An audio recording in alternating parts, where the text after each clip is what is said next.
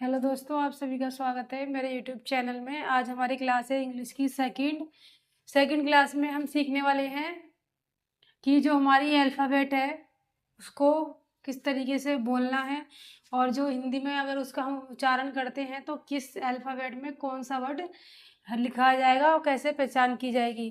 पहली क्लास में हमने देखा था कैपिटल और स्मॉल लेटर हमने पढ़े थे। जैसे कि ये बड़ा कैप ABCD है तो इसे क्या बोलेंगे, कैपिटल। और ये हमारा ए छोटा वाला है तो इसे क्या बोलेंगे, स्मॉल। ठीक है, ये दो भागों में हमारे डिवाइड थे, जो मैंने आपको कल इंग्लिश की क्लास में, जो फर्स्ट क्लास थी हमारी, उसमें बताया था पहचान करना और इन्हें बोलना। आज हम सीखने वाले हैं, ये हमारी ABCD दे रखी है, A to Z अल्फ़ाबेट। ठीक है, कि अगर हमारा ए है तो ए को हिंदी में कैसे बोलेंगे, क्या उच्चारण होगा।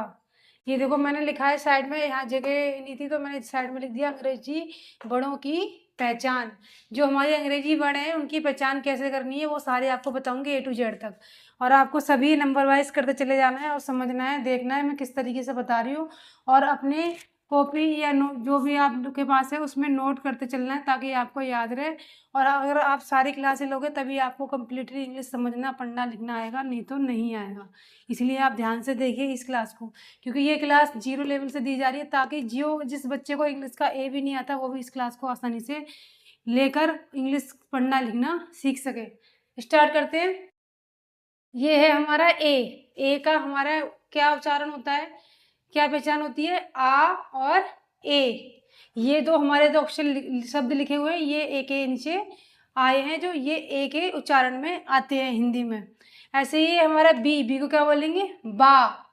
सी को क्या बोलेंगे, का और सा। मतलब सी का जब हम उपयोग करेंगे हिंदी में तो का और सा दोनों का यूज होगा।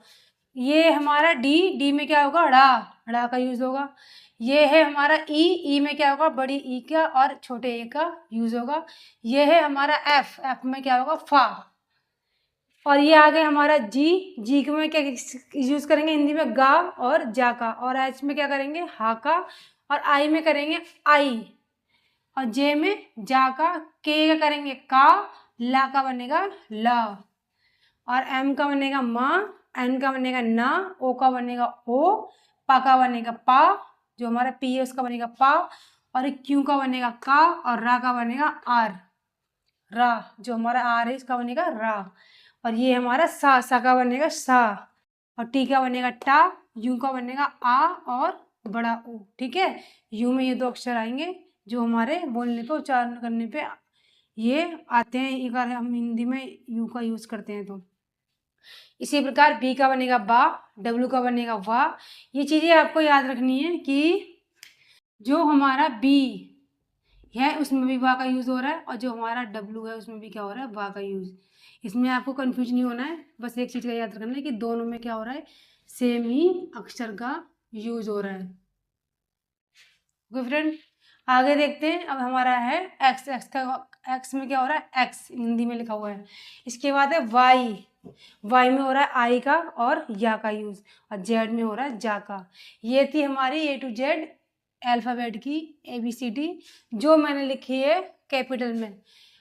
और ये सब जी हमारी A to Z ABCD है, लेटर्स हैं। इसमें जो हिंदी में यूज हुआ है कि किस चीज अक्षर को क्या बोलते हैं हिंदी में, इसमें मैंने बताया इस क्लास में जो भी मैंने आपको बताया नंबर वाइज ABCD ऐसे लिखे, आपको उसके नीचे ऐसे सेम लिख के याद करना है, पहचान करनी है कि कौन से अक्षर के नीचे कौन सा लिखा जा रहा है हिंदी में।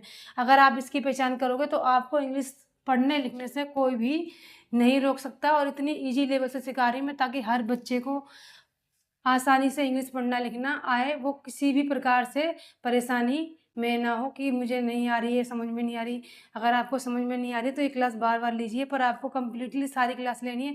जब तक सारी क्लास नहीं लोगे आपको कोई भी चीज़ ढंग से समझ में नहीं आएगी।